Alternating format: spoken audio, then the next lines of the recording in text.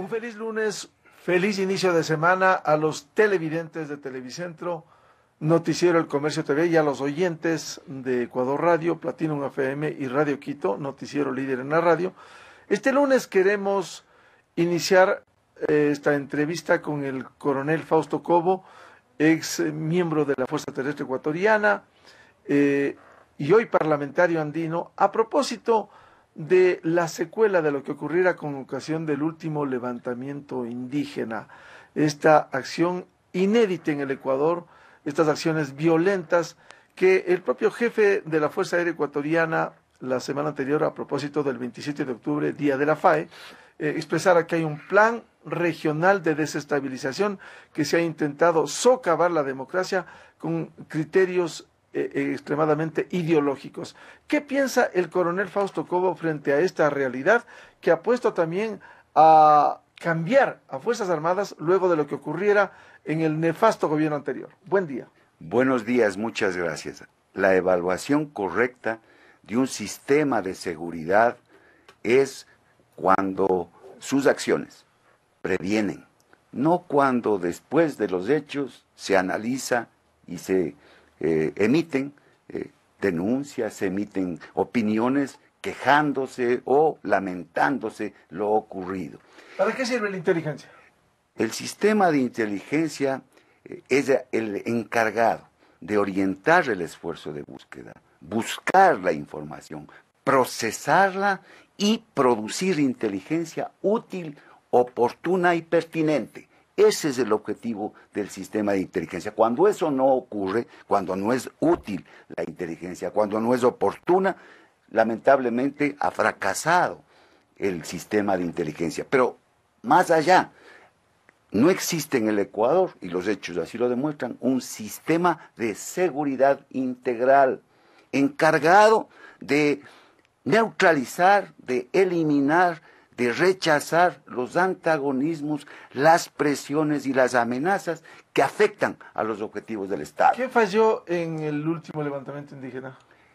En varios aspectos, por ejemplo, el de inteligencia. No existió inteligencia oportuna. No se reunió el Consejo de Seguridad Pública y del Estado para tomar la decisión. Lo que fue el Consejo de Seguridad Nacional. Para tomar la decisión de dejar sin efecto los subsidios de la gasolina.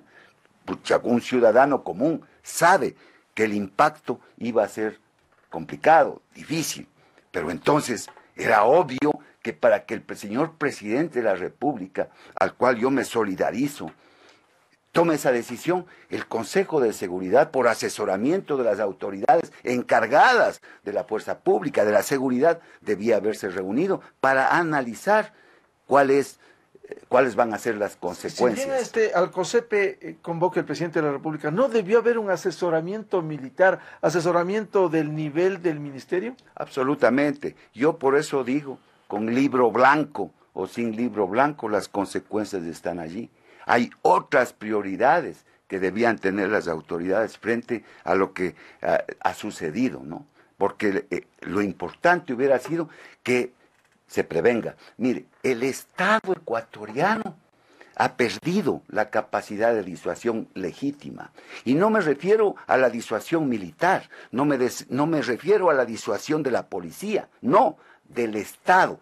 Su justicia, por ejemplo, no disuade. ¿Por qué? Porque las leyes del correísmo hacen que los delincuentes tengan grandes posibilidades frente al cometimiento de sus actos y frente a la justicia. Entonces no disuaden. Dicen, bueno, yo tiro piedras, paro o paralizo un servicio público, cierro una central hidroeléctrica, cierro una central un centro de petróleo y no me pasa nada. No me pasa nada, absolutamente. Vienen los derechos humanos. A propósito, leí su artículo del día de hoy, absolutamente de acuerdo, sesgado el tema de los derechos, de la aplicación de los derechos humanos, de la Declaración Universal de los Derechos Humanos de la ONU de 1948, donde todos somos o tenemos derechos, no solamente aquellos líderes que están ahora en el populismo y en la insurgencia. ¿No le preocupa, coronel Cobo, lo que el jefe de la FAE decía la semana anterior, que hay un plan regional de desestabilización a sabiendas de que lo que ocurrió en San Lorenzo el año pasado, la muerte de los 3 periodistas del comercio, se dijo en esa oportunidad que no había insurgencia en el Ecuador, y resulta que hace 8 días el ministro de Defensa dice que sí hay insurgencia. ¿Qué pasó en esa investigación, en esa inteligencia que debía haberse hecho?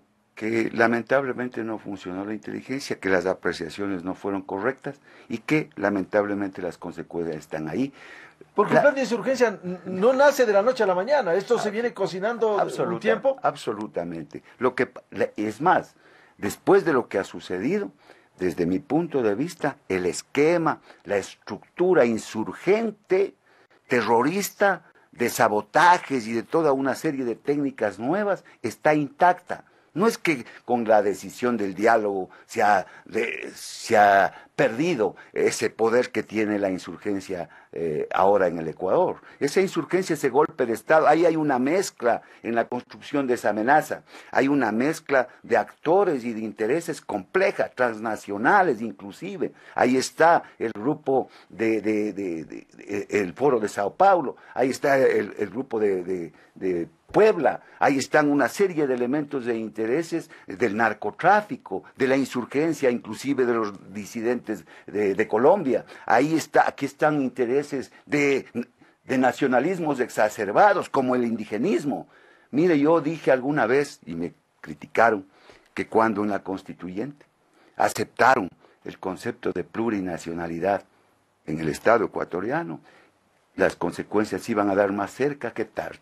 Porque la nacionalidad o la nación es uno de los elementos estructurales de un Estado, pero también hay territorio, y el otro es la institucionalidad. Y entonces ahora, ¿qué reclaman los indígenas? Territorio. Dicen, mi territorio, no, ahí está el petróleo, dice, yo dicto las normas. Un Estado dentro de otro Estado. Un Estado dentro de otro Estado. Y ahí están las consecuencias de aquellos que estaban en la Constituyente y no defendieron claramente el Estado unitario. ¿Qué hacer, coronel Cobo, frente a esta gran amenaza que hoy ha quedado al descubierto? Recordemos que en el 2009 se puso en vigencia el Código Orgánico de Seguridad del Estado. Allí el prófugo en Bélgica le quitó al país la inteligencia directamente, Fuerzas Armadas, Policía Nacional, y concentró en el jefe de Estado el control. Eso dice la ley.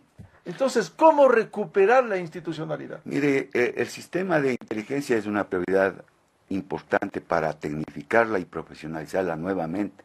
Que trabaje para los intereses del Estado, no para los intereses del gobierno solamente, o del presidente solamente, sino del Estado, los grandes intereses del Estado, previniendo, haciendo un despliegue en todo el territorio nacional e inclusive en el exterior a través de nuestras embajadas, que son las mejores agencias, las más confiables, para nuevamente lograr darle al gobierno, darle al Estado un tiempo y un espacio de prevención. Sin inteligencia se da palos de ciego. Este gobierno ha estado siempre a la defensiva y sigue a la defensiva. ¿Cómo se demuestra que está a la defensiva? Sencillamente porque perdió la iniciativa. Cuando usted pierde la iniciativa, se encuentra a la defensiva y el Estado está a la defensiva. Las declaraciones del comandante de la Fuerza Aérea, del ministro de Defensa, son declaraciones a la defensiva. Entonces hay que recuperar esa iniciativa. Pero mire usted, esta es una de las vulnerabilidades.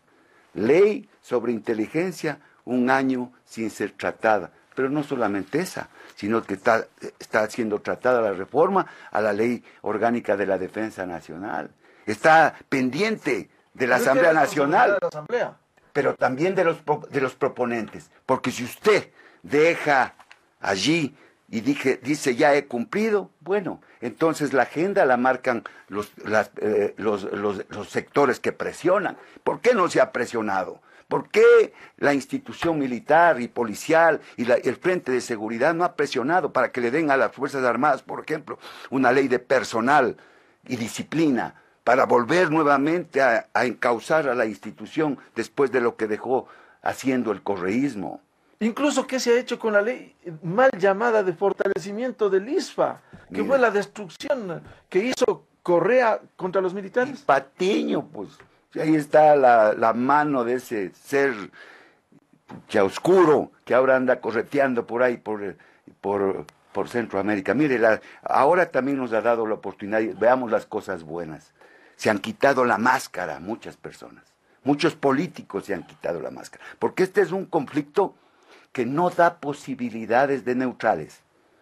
Cuando un conflicto es de alta intensidad por sus objetivos, por lo que se disputa, en este caso, la unidad del Estado, la unidad del pueblo ecuatoriano, la racionalidad en la solución de los conflictos. Cuando eso sucede, no hay posibilidad de medias tintas, es decir, ni de aquí ni de allá. No, hay que tomar partido. Hay que tomar partido ahora por la gran mayoría de ecuatorianos que fueron vulnerados y secuestrados por un grupo de conspiradores insurgentes, saboteadores que ahora corretean por las alcantarillas y se meten en las embajadas o salen del país correteando.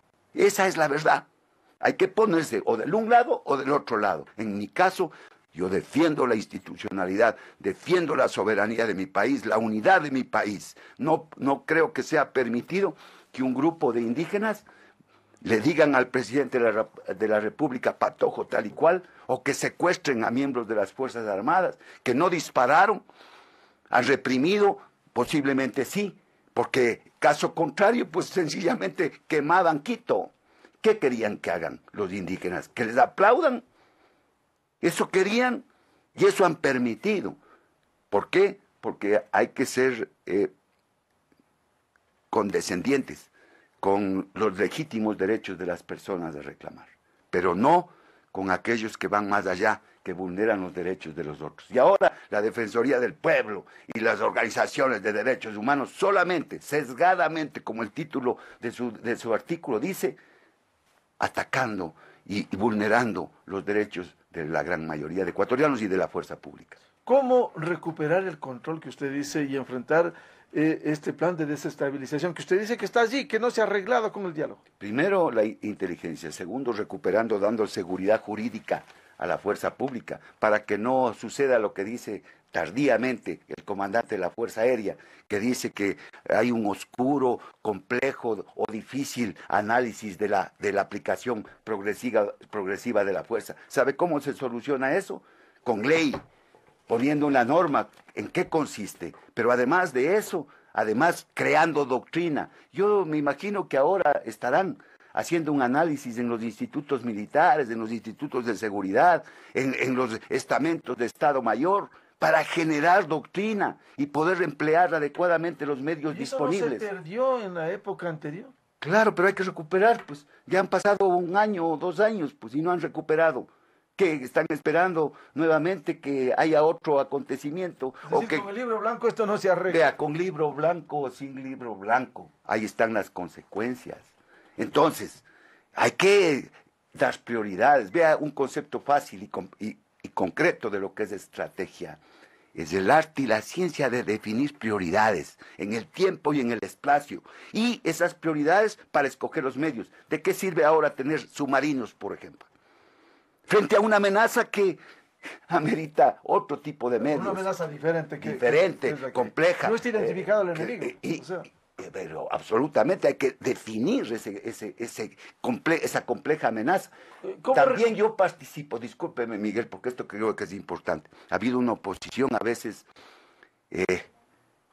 un poco testaruda de que las Fuerzas Armadas no deben intervenir en la seguridad interna.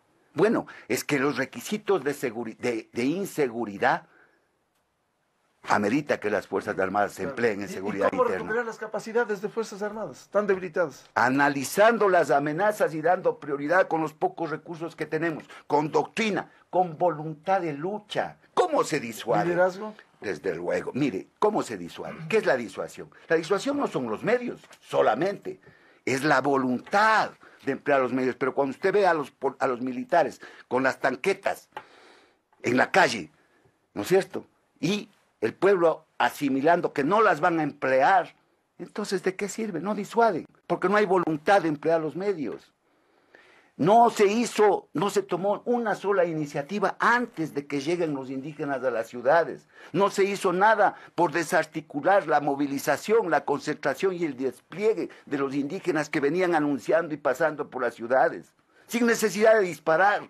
Se debía haber tomado las medidas para desarticular esa posibilidad de que se llegue a la ciudad y se arrase con la ciudad y se ponga los derechos de los ciudadanos, de la gran mayoría, en cuestionamiento y secuestrados. El coronel Fausto Cobo, parlamentario andino, exmiembro de la Fuerza Terrestre Ecuatoriana, en el noticiero El Comercio TV a través de Televicentro. Un feliz lunes. Y en las radios Platinum FM y Radio Quito, noticiero líder en la radio, continuamos este diálogo. Un feliz lunes, insistimos, y quienes deseen las entrevistas en la página web de El Comercio. Permiso.